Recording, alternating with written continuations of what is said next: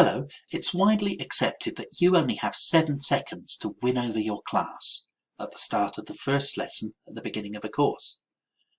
In fact, did you know research at Princetown University reveals that you might have less than a second to make a good first impression? And if you can get the class on your side, they will work for you all week long. They'll forgive your errors and they'll probably follow you into battle.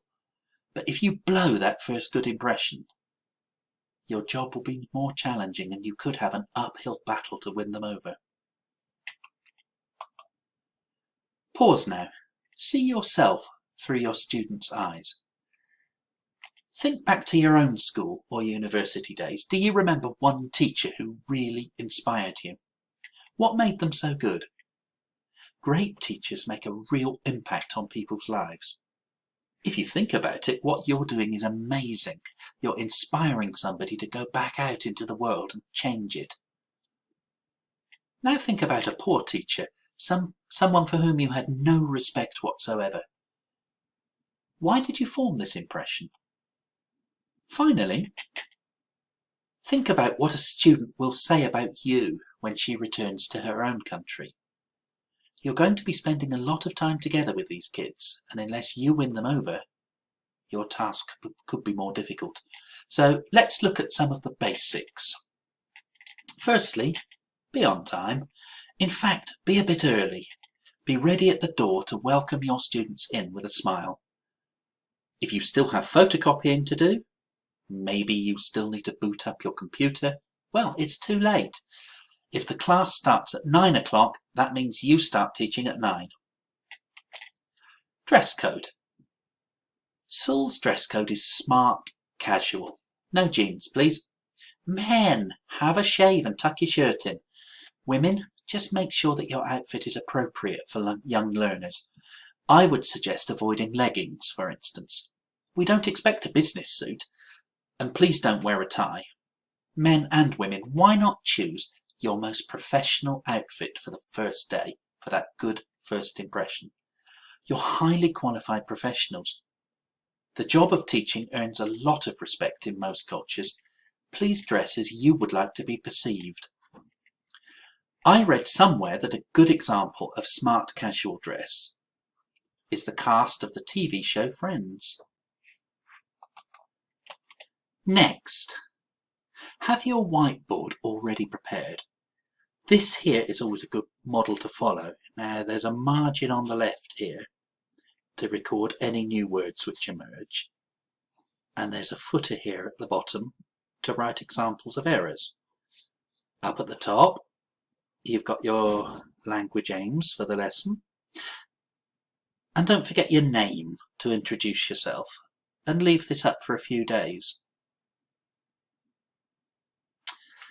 Perhaps consider a thought-provoking question ready on the whiteboard to get students using their brains as they come in.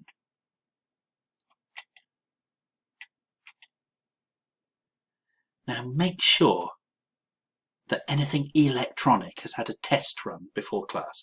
Check your InFocus, test play the CD, make sure your PC is on and the internet is working. Put your phone on silent.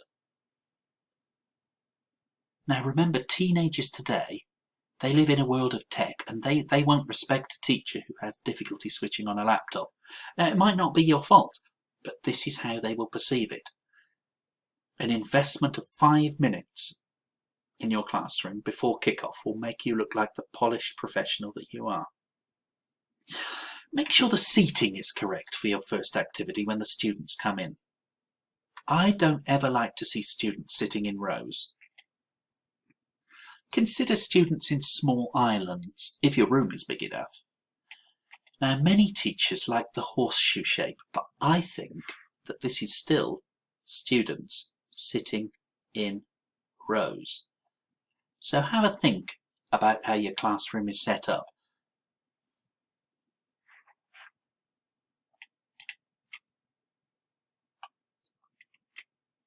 Think positive. I'm convinced that a positive, optimistic mindset will have an effect on the way that you come across.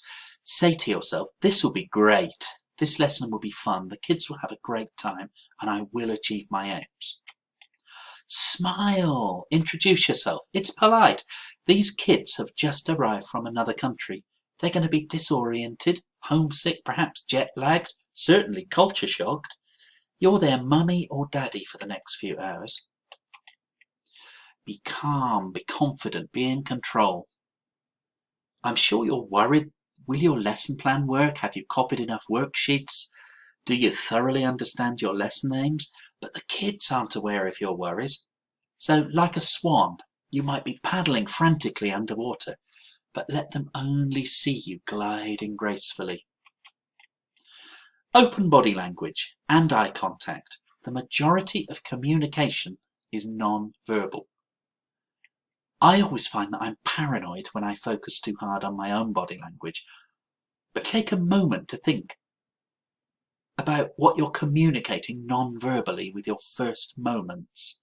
Face them, make eye contact, use open gestures, smile.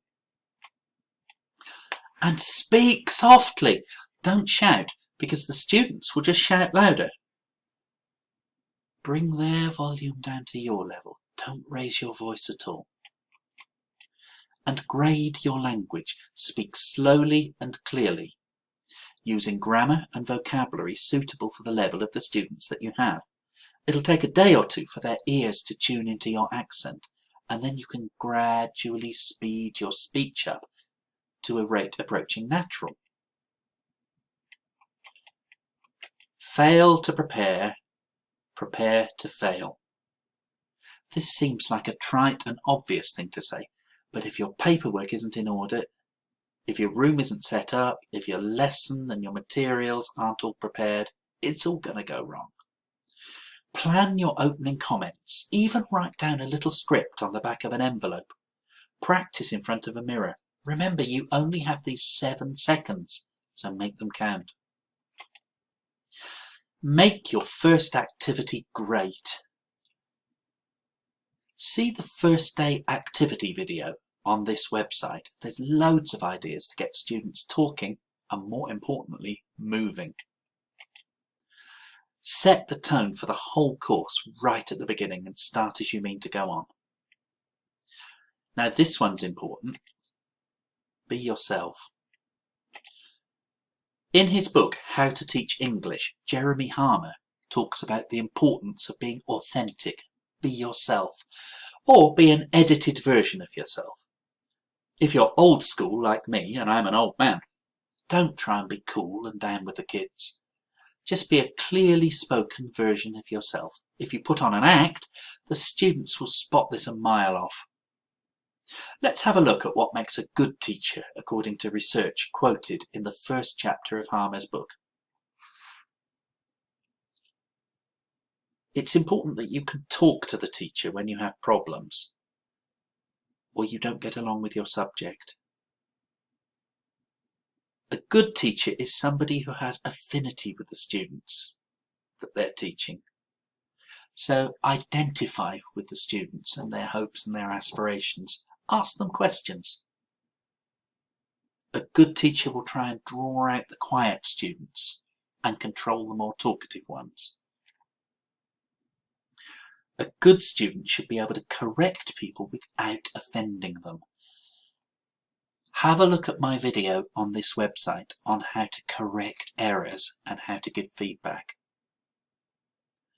A good teacher is somebody who helps rather than shouts. If your class is noisy, bring the level of your voice down rather than shout, because if you shout and you bring your voice up, the students will match your volume. I read somewhere that there are 2 different sorts of teachers. The sage on the stage or the guide by the side. The sage on the stage is the teacher who has all the knowledge and talks at the students, and the students passively write notes. We would prefer to have you as the guide on the side, a student who is beside the teacher, learning from them, so that the student is at the centre of the lesson. And most importantly, a good teacher is somebody who knows our names. So remember, you've got a very short time to make that important first impression. If you succeed, your students will follow you and they're going to forgive any errors you make. But if you don't succeed in that first 7 seconds, half of your efforts will be winning them over throughout the rest of the course. So let's focus on those all-important first few seconds and have a great course. Thanks for watching.